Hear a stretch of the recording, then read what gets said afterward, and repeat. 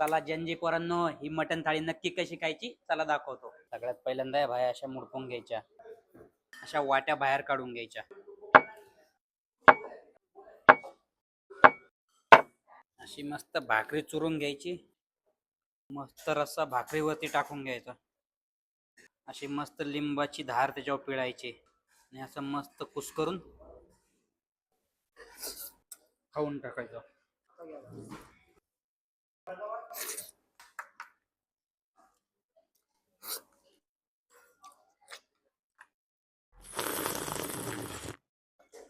सोबत इंद्रायणी राईस घ्यायचा, अशी मस्त रश्याची धार टाकून घ्यायची, राईस कुस्करून घ्यायचा, मस्त इंद्रायणी राईस सोबत मजा घ्यायची.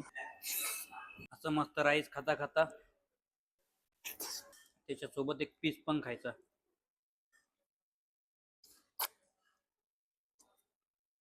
सोबत बॉईल मस्त असा कांदा आणि मटण.